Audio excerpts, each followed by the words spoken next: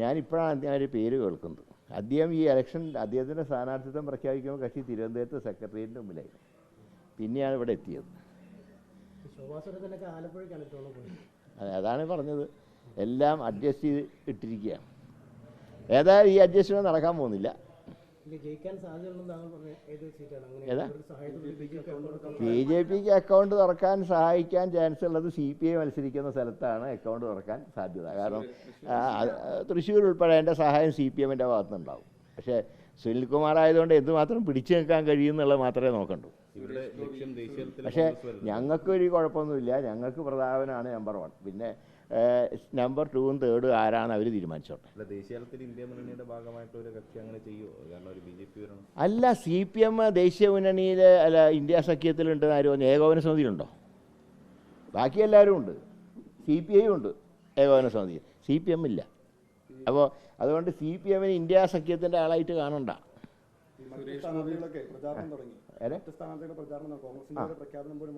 ഞങ്ങൾക്ക് പ്രഖ്യാപനമില്ലെങ്കിൽ കുഴപ്പമില്ല. ഇപ്പോൾ എനിക്ക് വളരെ ഒരു പ്രയാസമില്ല. ഞാൻ ഡെയിലി അവിടെ തന്നെ ഉണ്ടല്ലോ. പിന്നെന്താ, ഔദ്യോഗിക പ്രഖ്യാപനം. ഞാൻ 10-ാം തീയതി കൺവെൻഷനാണ്. അതിനു മുമ്പ് പ്രഖ്യാപനം വരുന്നതാണ് പ്രതീക്ഷ. അല്ല, അത് പറഞ്ഞല്ലേ, എല്ലായിടത്തും കംപ്ലീറ്റ് ആവില്ല. 2-3 സ്ഥലം മാത്രമല്ലേ ഉള്ളൂ. അപ്പോൾ അതുകൊണ്ട് അതൊന്നും ഇലക്ഷനെ ബാധിക്കില്ല. അപ്പോൾ ഞാൻ പിന്നെ ഒരു കാര്യം മനസ്സിലാക്കേണ്ടത്, എന്നാ ഇലക്ഷൻ ആർക്കെങ്കിലും അറിയും? ഇപ്പം മെയ് അവസാനമാണെങ്കിലോ ഈ തുടങ്ങിയവരുടെയൊക്കെ അവസ്ഥ എന്താവും? ഇപ്പം തന്നെ നല്ല ചൂടാണ്. ഈ ചൂടത്തൊക്കെ ഇപ്പോൾ തുടങ്ങിയൊരു മെയ് അവസാനമാണ് ഇലക്ഷനെങ്കിൽ ഈ എടുത്ത പണിയൊക്കെ വെള്ളത്തിലാവില്ലേ? അപ്പോൾ തെരഞ്ഞെടുപ്പ് ഡേറ്റ് പോലും പ്രഖ്യാപിച്ചിട്ടില്ല. ഡേറ്റ് 12-ാം തീയതി പ്രഖ്യാപിക്കുമെന്നാണ് ഞാൻ മനസ്സിലാക്കുന്നത്. 12-ാം തീയതിക്ക് മുമ്പ് വരുന്ന പ്രശ്നവുമില്ല. അപ്പോൾ അങ്ങനെയൊക്കെയുള്ള സാഹചര്യത്തിൽ ഇത്ര തിരക്കിട്ടിട്ട് സ്ഥാനാർത്ഥികളെ പ്രഖ്യാപിച്ച് ഫീൽഡിൽ ഇറക്കേണ്ട ഒരു അവസ്ഥ. ഞങ്ങളെല്ലാവരും ഫീൽഡിലുണ്ടല്ലോ. ആലപ്പുഴയിലും UDFന് നല്ല സെറ്റപ്പ് ഉണ്ട്, കണ്ണൂരിൽ നല്ല സെറ്റപ്പ് ഉണ്ട്. പിന്നെ MV ജയരാജൻ ആയതുകൊണ്ട് ആര് തലേന്ന് കൊണ്ട് നിർത്തിയാലും ജയിക്കുന്ന അവസ്ഥയുണ്ട്. അതുകൊണ്ട് എന്തിനാ ഞങ്ങൾക്ക് ഒട്ടും പറയിടല്ല. കാത്തിരുന്ന അല്ല, അതിനെക്കുറിച്ച് ഞാൻ പറയാം. അത് വ്യക്തിപരമാണ്.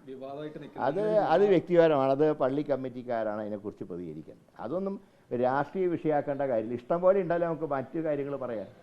BJPയുടെ ജനവിരുദ്ധ നയങ്ങൾ, സുരേഷ് ഗോപിയുടെ അവിടെയുള്ള പ്രവർത്തനങ്ങളും വൺമാൻ ഷോ ഒക്കെ നമുക്ക് ചർച്ച ചെയ്യണമല്ലോ. അതൊക്കെ ചർച്ച ചെയ്യും. പക്ഷേ കിരീടം കൊടുക്കുന്നത് വ്യക്തിപരമായിട്ടുള്ള കാര്യമാണ്.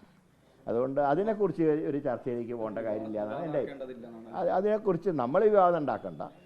അത് പള്ളി കമ്മിറ്റിക്കാരാണ് തീരുമാനിക്കേണ്ട. കൊടുത്തതിൽ സ്വർണ്ണം എത്രയുണ്ട്, മറ്റേ ചെമ്പ് എത്രയുണ്ടെന്ന് അത് അവർ പറഞ്ഞോട്ടെ. അത് തൃശ്ശൂരാണ് കുറേ കൂടെ സാധ്യതയുള്ളത് വോട്ട് മറിയാൻ. പക്ഷേ ഞങ്ങളതിനെ പ്രതിരോധിച്ചുകൊണ്ട് തന്നെയാണ് മുന്നോട്ട് പോകുന്നത്. അതാണ് ഞാൻ പറഞ്ഞത്. ഞങ്ങൾ നമ്പർ 1 എന്നുള്ളതാണ് ഞങ്ങളുടെ ലക്ഷ്യം.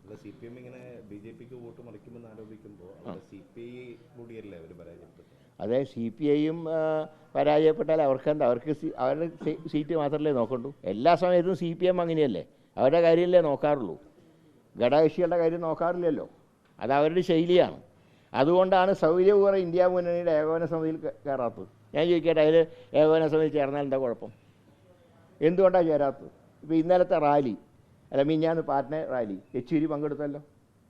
ഒരേ വേദിയിൽ ഇരിക്കാന്നുണ്ടെങ്കിൽ എന്തുകൊണ്ട് ഇതിൻ്റെ ഏകോപന സമിതിക്ക് അകത്ത് കയറിക്കൂടാ?